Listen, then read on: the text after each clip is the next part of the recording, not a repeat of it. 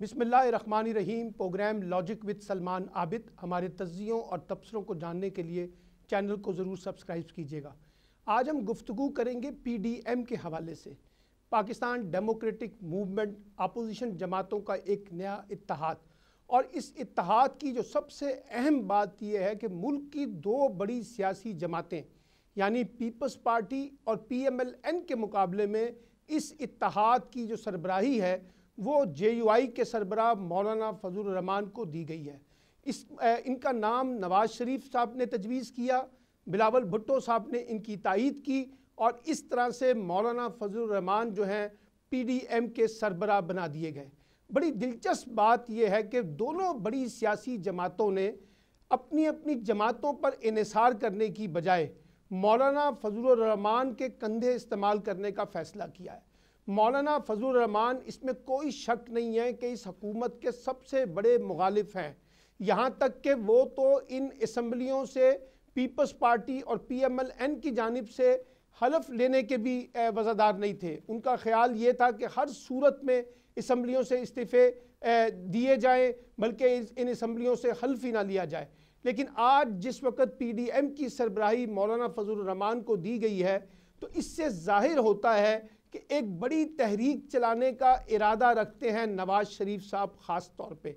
और नवाज शरीफ साहब को ये पता था कि पीपल्स पार्टी एक हद तक इस तहरीक में आगे लीड करते हुए नज़र आएगी, और अपनी ही जमात के बारे में भी उनको अंदाज़ा था कि मुस्लिम लीग नून उस पुरजोश अंदाज से सामने नहीं आएगी जिस अंदाज की वो तवक्को कर रहे थे। तो इस तरह से मौलाना फजलुर रहमान पर जो इन्हिसार किया गया, उसकी बुनियादी वजह यह है कि वो लोगों को बाहर निकाल सकें, मोबिलाइज़ कर सकें। और सब जानते हैं कि मौलाना फजलुर रहमान की जो असल ताकत है वो दीनी मदारिस में पढ़ने वाले बच्चे और बच्चियां हैं।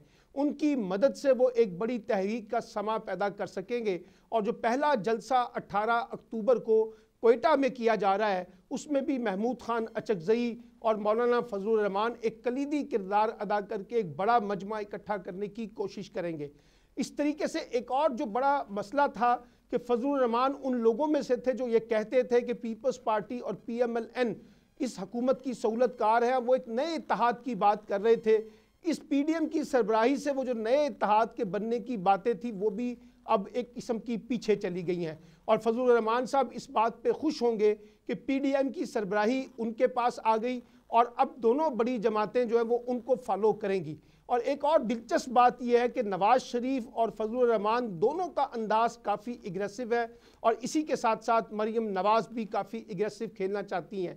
ये तीनों लोग एक एग्रेसिव टून के साथ ऑपरेट करना चाहते हैं, जबकि इनके मुकाबले में जरदारी साहब, बिलावल साहब, असफंदियार वली, शहबाज शरीफ और बहुत से लोग जो है ज़रा स्लो खेलना चाहते हैं। अब देखना यह है कि जो मौलाना फजलुर रहमान के जारहाना सियासी अज़ाइम हैं, क्या वो PDM के अंदर से पूरे हो सकेंगे? अब वो सियासी अज़ाइम क्या हैं?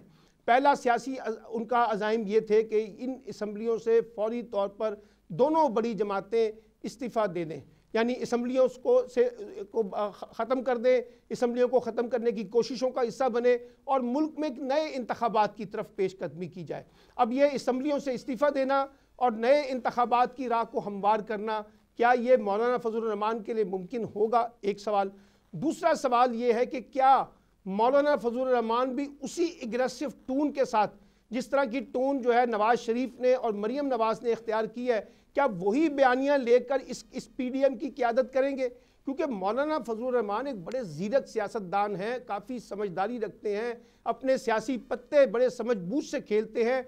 वो नहीं चाहेंगे कि वो नवाज शरीफ के बयानिए में इस हद तक आगे जाएं कि इस्टेब्लिशमेंट से अपना टकराव पैदा कर लें। वो इस्टेब्लिशमेंट के साथ मामलात को रखना भी चाहते हैं, बारगेन भी करना चाहते हैं, और उसी बारगेनिंग की बुनियाद पे वो आगे भी बढ़ना चाहते हैं। तो नवाज शरीफ साहब ने जो बहुत बड़ा इन्हिसार किया है फजलुर रहमान पर, यह भी एक सियासी जुआ है। और फजलुर रहमान ना तो नवाज शरीफ की सियासत के पीछे लगेंगे, ना वो जरदारी या बिलावल की सियासत के पीछे लगेंगे, और शहबाज शरीफ की सियासत से तो उनके पहले से ही तहफ़्फ़ुज़ात मौजूद हैं। बहरहाल PDM की सरबराही जब मौलाना फजलुर रहमान के पास आई है, तो देखना होगा कि वो क्या मंजरनामा अपोजिशन का पैदा करने में कामयाब होते हैं। एक ज़माने में ये जो मलका है یہ نواب زدہ نصر اللہ خان کو حاصل ہوا کرتی تھی۔ وہ ہر اتحاد کے سربراہ بھی بنتے تھے اور ہر اتحاد میں انہیں کلیدی حیثیت بھی حاصل ہوتی تھی۔ اب جب نواز شریف لندن میں ہیں تو پیچھے کون اس طرح کے اتحاد کی سربراہی کرتا؟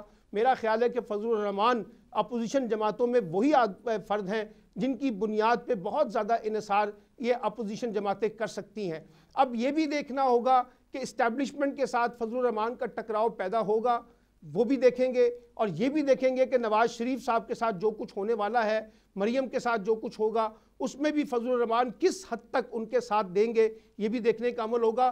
پیپلز پارٹی کس حد تک فضل الرحمان کے ساتھ چلے گی، یہ بھی ایک سوال ہے۔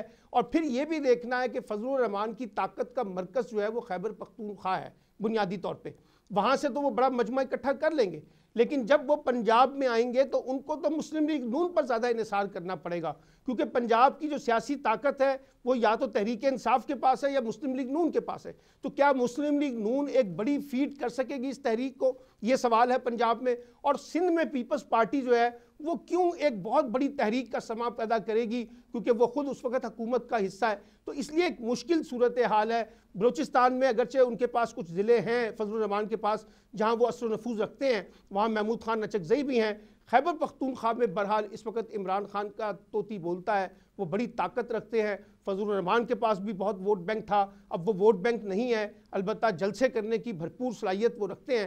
تو اس سارے کانٹیکس میں ہم دیکھیں گے کہ پی ڈی ایم جو ہے وہ کیسے ایک مؤثر اتحاد بن پاتا ہے، کتنا وہ عوام کے اندر اپنا امپیکٹ کریٹ کرتا ہے، کتنا بڑا وہ جلسے جلوس کر کے ایک بڑے تحریک کی شکل اختیار کرتا ہے، اور کتنا وہ حکومت پہ دباؤ ڈال سکے گا اور حکومت کو مجبور کر سکے گا کہ وہ اسمبلیوں کو ختم کرے، نئے انتخابات کی طرف جائے، اور کتنا اسٹیبلشمنٹ پہ وہ دباؤ بڑھا کر کچھ گیو اینڈ ٹیک کرنے کی پوزیشن میں آ سکیں گے۔ یہ سب سوالات ہیں، آنے والے دنوں میں پتہ چلے گا کہ کس طریقے سے اکتوبر، نومبر اور دسمبر جو 3 ماہ کا پہلا ابتدائی فیز ہے، اس میں مولانا فضل الرحمان کا امتحان بھی ہے، نواز شریف کا امتحان بھی ہے، پی ڈی ایم کا بھی امتحان ہے، اور خود حکومت اور اسٹیبلشمنٹ کا بھی امتحان ہے کہ اس متوقع تحریک جو ابھر رہی ہے اس سے کیسے نمٹا جائے، کیسے حکومت اس کو ڈیفیوز کرتی ہے، اور کیسے اپوزیشن جو ہے اس کو آگے بڑھانے میں معاون ثابت ہوتی ہے۔ تو یہی وہ بنیادی نقطہ ہے کہ پی ڈی ایم کی جو سیاست ہے، جو اپوزیشن جماعتوں کی سیاست ہے، بظاہر تو وہ حکومت کے لیے کوئی خطرہ نہیں ہے، لیکن دیکھنا ہوگا کہ وہ کتنا بڑا خطرہ حکومت کے لیے پیدا کر سکیں گے۔